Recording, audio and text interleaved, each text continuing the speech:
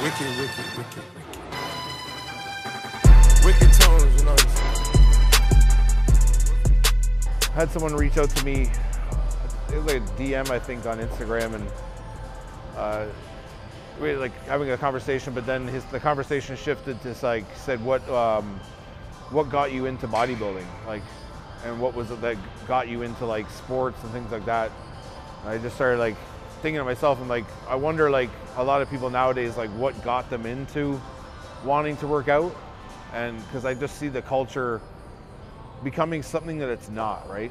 So it's like when I got into bodybuilding, and like guys prior to me got into bodybuilding coming up, when there wasn't social media and there wasn't this hype around like just being a workout person, like, because a lot of people are like literally just working out to work out, which is awesome. Like people are being more active, like they're not sitting on their asses and are going to drink every fucking day after work. They're going to the gym and hang out.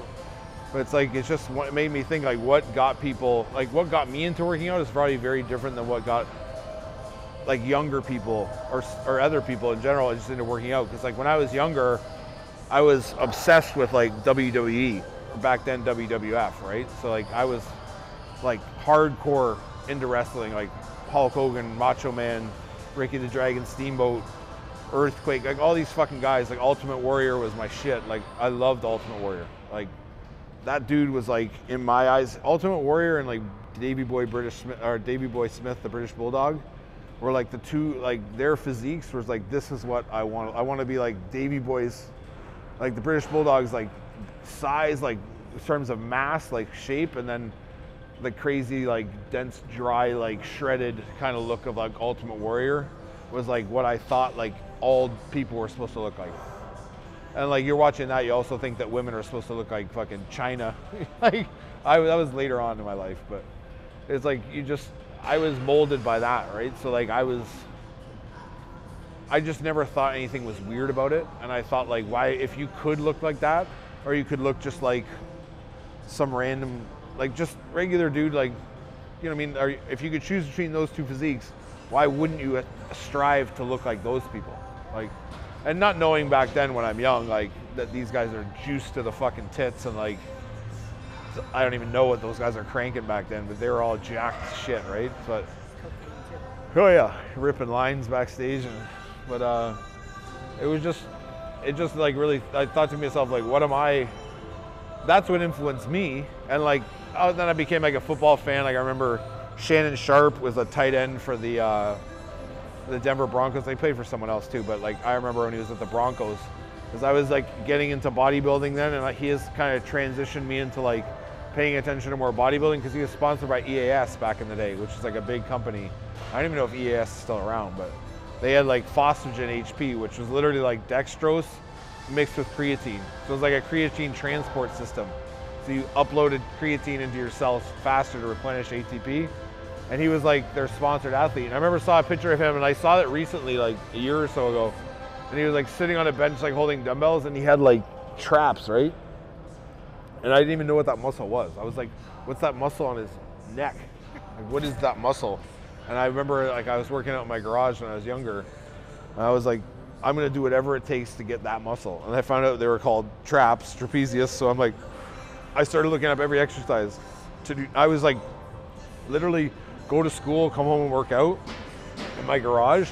And I had like a chart on the wall of like exercises and what they hit. And I like was trying to fucking like, I would do shrugs every day and just keep putting more and more weight on, like thinking like, oh, I'm just gonna get bigger traps. And I ended up starting to like only develop traps.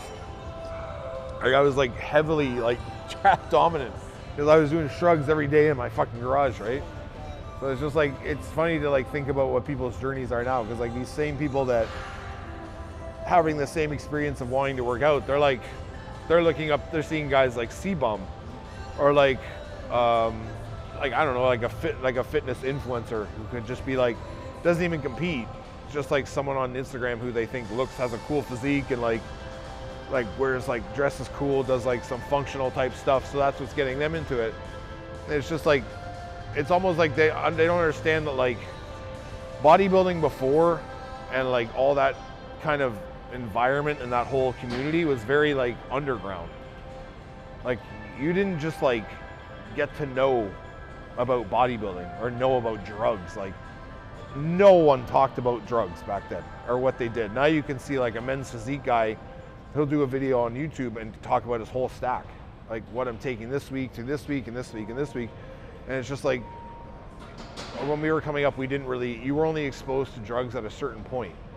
When you had already kind of like put the foundation in, and like then someone would be like, kind of see you were like putting the work in and kind of pull you aside and be like, yo, like there's this shit, you know what I mean? Like there's testosterone, there's all this stuff you can take. And people were like, and then people, these guys with already pretty good physiques would start taking gear and just get fucking jacked, right? Like, so it's like nowadays there's this whole shift where it's like instantly guys are on gear.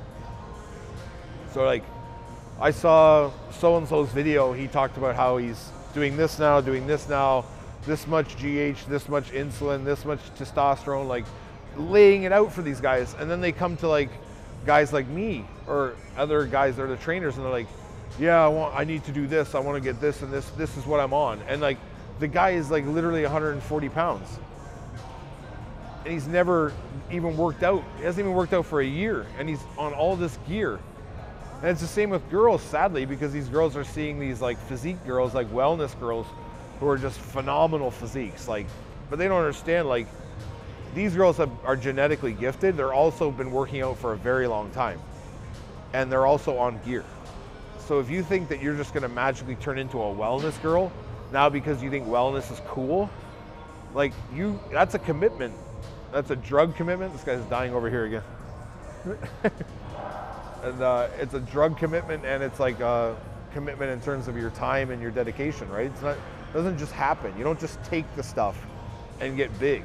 Like, I didn't like think when I was younger that like if I thought when I was younger, I was watch Ultimate Warrior and these guys or see Dorian Yates, I'd be like, man, if I just work hard, I'll get that big. Like, and so the hard work really took over. It was just like, man, I gotta bust my ass if I'm ever gonna catch up to this guy. And then you found out about this like cheat code, or this like thing called steroids that would like help you out, right? It's like, I don't know what's better, just because nowadays a lot of people are jumping into the deep end real quick and not knowing how to swim, right? They haven't even like learned how to tread water. So it's like, it's a dangerous kind of road that a lot of guys are on and a lot of girls are on. Because a lot of girls are taking stuff and they're not understanding, like, after you reach a certain point, ladies, there's no going back. The voice doesn't come back. The weird shit going on downstairs does not stop, and the hair does not stop growing. So or it falls out.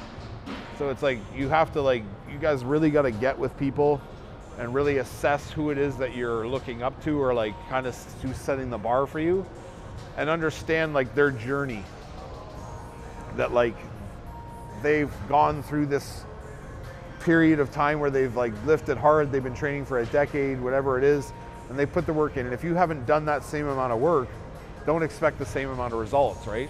And also don't follow these girls on Instagram who literally have no muscle mass but have a fat ass naturally, and they're telling you how to do glute workouts. It's like, these girls just have butts already. Like, they didn't do anything for it. They didn't train for it. And now that this big butt phenomenon is in, like, any girl with a big ass is apparently like a fitness expert. It's like, you're also an expert like I am at shoving donuts in your mouth, right? I want people to comment in the comment section, or maybe I'll put something up on Instagram, kind of like an answer question. Just interested to hear what people nowadays, and like, I know a lot of older guys, like kind of my age and like a little younger, are kind of gravitating towards me and like my style of training, just because they're seeing the errors of their ways and stuff.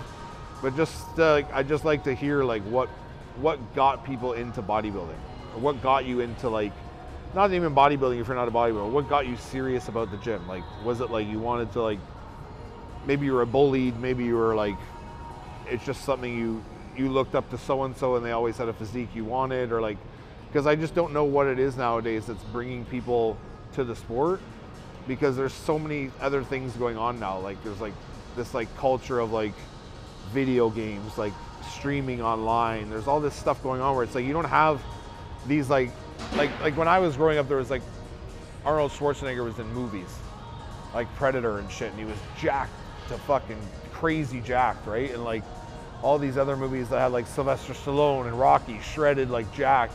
You're not seeing these movies and these like archetypes anymore of like the ideal male physique. And now you're seeing that this ideal male physique is becoming very like streamlined. It's becoming more like functional based like body types where it's like, I'm really good at doing all these like jumping jacks and box jumps and like skipping for like nine modes. It's almost like a boxing physique has become like the ideal physique for men, where it's like they're athletic, but they're still strong. Not to say that bodybuilding was ever in, like massive meat, like covered motherfuckers was never like the norm. But I'm just like wondering nowadays, because like that was like the pinnacle of like, this is like, we're at the level where it's like, this is too much. This like Dorian Yates, Ronnie Coleman, this for the average person that's like, what the fuck is that shit? And now it's like we've come down to like, now it's even people are thinking that like guys like C-Bum or like classic physique competitors, they're even thinking that those guys are too big. And now like bodybuilding is in another stratosphere of like, it's just its own little world, right? So I'm just interested to see what it is that like brought people to the sport, and just kind of like, what are your goals in terms of your physique? Like, why are you doing this? Because like when I got into bodybuilding and I got into lifting, I had specific goals. I wanted to be bigger for football. I wanted to be more athletic for football. I wanted to be stronger for football. And I took all those foundations I built playing football and I shifted into bodybuilding, where I had to put on more muscle mass. I had to be obviously less concerned about my ability to be athletic and move or have cardiovascular endurance, so my muscle came up because I wasn't forced to do all the other extra stuff I was doing. So it's these natural transitions in life for me, right? And I was like everybody else, like I've been like other people where like I was in bodybuilding for a while, then I downshifted and I got into boxing for a while. Not at like a high level, just at a very like consistent, like dedicated level where I was trying to learn. I was living, training, sleeping like boxing style. I wasn't into lifting weights anymore. I was into like doing more cardio based stuff, actually in the gym, hitting mitts, like learning how to like what it takes to be a boxer, and realizing very fast that like that's not what I am, but I enjoy it. So like I said, there's a lot of people that are never going to be bodybuilders, but they enjoy being in the gym. So what brought you there? Like boxing interested me because I wanted to be more athletic. I missed that aspect of my life from playing football. I wanted to like move my body more, especially after I had my hip surgery. I wanted to like feel like I could move again, right? So that's what brought me back there. And then the shifted back to bodybuilding through being here all the time and training guys again. And it just kind of shifted me back to where I was. But even now, boxing lifestyle, like the boxing style pulls me back. Like I want to go back now. Because I find myself when I'm heavier, I don't like the way I feel all the time. Whereas when I'm a little lighter and I feel a little more fluid in my movements and I'm getting more cardio work, I generally feel better overall, right? So just wondering what other people's journeys are like, and kind of like how your flow and progression of your physique over time has gone, right?